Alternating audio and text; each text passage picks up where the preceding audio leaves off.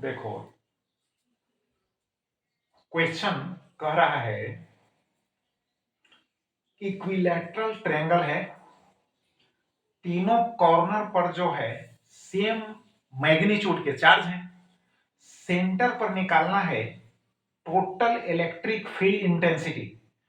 Question में कहता है find the net electric field, मतलब समझना है total that is net electric field intensity. तो देखो यहां पर सबसे पहले सेंटर से वर्टेक्स का डिस्टेंस निकालना होगा। तो सेंटर से वर्टेक्स का डिस्टेंस, और वर्टेक्स ए है तो सेंटर ओ से जितना डिस्टेंस वर्टेक्स ए का होगा उतना ही डिस्टेंस, है ना, वर्टेक्स बी का होगा उतना ही डिस्टेंस वर्टेक्स सी का होगा। 10th क्लास में ज्योमेट्री में पढ़ा भी होगा इक्विलैटरल ट्रायंगल का नेचर और सेंटर से डिस्टेंस, है ना, कैसा होता है। यानी वर्टेक्स ए से डिस्टेंस, वर्टेक्स बी से डिस्टेंस, वर्टेक्स सी से डिस्टेंस सेंटर का जब हम प्राप्त करते हैं तो तीनों जो डिस्टेंसेस होते हैं आपस में इक्वल लेंथ के होते हैं। क्लियर। तो अब हम क्या किए हैं, डिस्टेंस निकालने के लिए इसको थोड़ा हम यहां पर, है ना, प्रोड्यूस किए, और तो प्रोड्यूस किए तो यहां पर, है ना, परपेंडिकुलर हो गया। और जब परपेंडिकुलर हो गया तो इस राइट ट्रायंगल में देखो यहां जो एंगल है अक्यूट एंगल 30 डिग्री होगा, क्योंकि टोटल एंगल जो होगा 60 डिग्री होगा, तो 30 डिग्री बाइसेक्टर हो गया, तो 30 डिग्री हो गया। अब इसमें हम यहां जो लेंथ है BC वह होगा 20 सेंटीमीटर। अब 20 सेंटीमीटर को भी हम मीटर में चेंज कर दिए हैं, यहाँ पर 20 बाई 100 कर दिए तो 0.2 मीटर हो गया। अब उसका हाफ लेंथ जो होगा 10 सेंटीमीटर होगा, तो फिर उसको हम 10 बाई 100 कर दिए तो यहां भी आ गया 0.1 मीटर।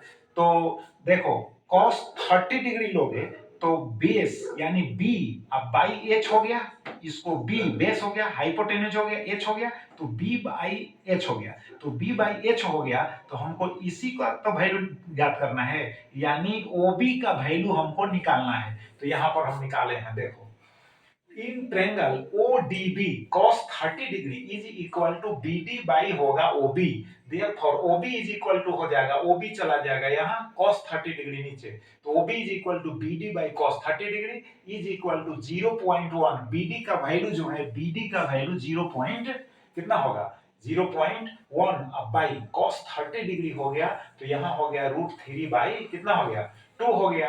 अब 2 ऊपर लिखा जाएगा, √3 नीचे। अब यहाँ पर 2 से मल्टीप्लाई करेंगे तो कितना हो जाएगा 0.2, अब बाई हो जाएगा √3। तो OB इज इक्वल टू निकल गया। तो देखो OA जो होगा, OA, OB और OC तीनों सेम, तो OA is equal to OB is equal to OC is equal to R suppose किए, R का वैल्यू यहाँ 0.2 बाई √3 हो गया। क्लियर। अब देखो जब डिस्टेंस सेम है, देखो डिस्टेंस ये तीनों डिस्टेंसेस आपस में सेम, ठीक, और प्रत्येक वर्टेक्स पर सेम मैग्नीट्यूड का चार्ज है, नेचर भी सेम है, तो इलेक्ट्रिक फील्ड इंटेंसिटी, है ना, क्या होगा यहाँ पर सेम होगा। तो EA is equal to EB is equal to EC is equal to 1/4 pi epsilon not Q by R square. देखो हम वैल्यूज रखे हैं, और वैल्यूज नहीं भी रखोगे फिर भी क्वेश्चन जो है सोल्व हो जाएगा, लेकिन वैल्यूज रख कर यहाँ फाइंड आउट कर दिए हैं, देख लीजिएगा, लेकिन इतना ही से क्वेश्चन आपका सोल्व हो जाएगा। जिससे देखो कैसे, तो देखो EC और EB, तो यहाँ पर इन दोनों को हम ऐड करेंगे, ठीक है, तो इन दोनों को ऐड करेंगे तो इनके बीच का जो एंगल होगा 120 डिग्री होगा, और इनके बीच का भी 120 डिग्री होगा, और इनके बीच का भी 120 डिग्री होगा। क्लियर।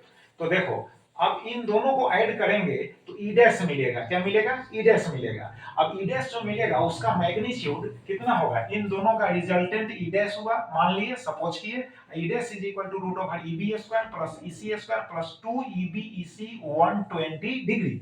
अब देखो ये दोनों आपस में सेम है, वहां लिखा हुआ है, तो EB के जगह पर तो EB ऑलरेडी है ही यार, EC के जगह पर एक बार और EB लिख देंगे तो 2EB स्क्वायर, अब प्लस यहाँ पर 2EB स्क्वायर होगा, कॉस सॉरी यहाँ पर होगा कॉस हो जाएगा 120 डिग्री, तो कॉस 120 डिग्री का वैल्यू होगा -1/2। तो यहाँ पर क्या होगा 2 कैंसिल हो जाएगा, 2EB स्क्वायर, यहाँ प्लस माइनस माइनस होगा, 2EB square minus EB square is equal to होगा EB स्क्वायर, इसका स्क्वायर रूट हो जाएगा EB। तो निकल गया, यानी इन दोनों का रिजल्टेंट का मैग्नीट्यूड वैल्यू निकला ईबी। अब हमको क्या करना है, ई डैश को और फिर ई ए को, इनको ऐड करना है। अब इनका रिजल्टेंट का वैल्यू निकालना है। तो देखो ये दोनों जो है अपोजिट डायरेक्शंस में है, क्लियर। अब इनका जब रिजल्टेंट निकालेंगे तो रिजल्टेंट का वैल्यू ना निकालेंगे यार, रिजल्टेंट का मैग्नीट्यूड ना हम निकालेंगे। बात समझ गए कि नहीं।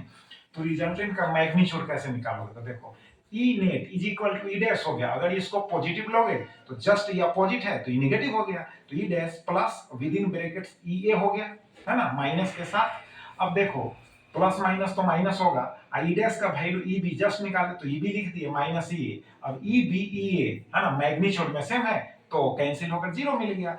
अब इसका मतलब है कि total electric field intensity equilateral triangle के सेंटर पर जीरो प्राप्त हुआ है, क्योंकि तीनों है ना वर्टिसेस में प्रत्येक पर सेम मैग्नीट्यूड सेम नेचर है ना का चार्ज है, क्लियर है। अब जब सेम नेचर सेम मैग्नीट्यूड का चार्ज होगा तो सेंटर पर जो होगा नेट और total electric field intensity zero होगा, क्लियर। अब इलेक्ट्रिक पोटेंशियल आगे पढ़ना है, लेकिन हम ऐसे बतला दी हैं। देखो थोड़ा सा फर्क है, इलेक्ट्रिक पोटेंशियल का सिंपल फॉर्म समझ, electric potential is equal to work by charge होता है, simple form work by charge. और फिर यहां पर जब फाइंड आउट करना है डिस्टेंस के साथ, तो यहां पर फॉर्मूला यूज होगा v is equal to 1/4πε0 q by r। यहां r स्क्वायर नहीं होता है, q बाई r याद रखना है, q बाई r। हम आगे पढ़ाएंगे इलेक्ट्रिक पोटेंशियल कैसे यहाँ q बाई r, यानी q बाई r स्क्वायर क्यों ना होकर q बाई r ही क्यों हुआ, ये हम बतलाएंगे। अभी आप समझिए।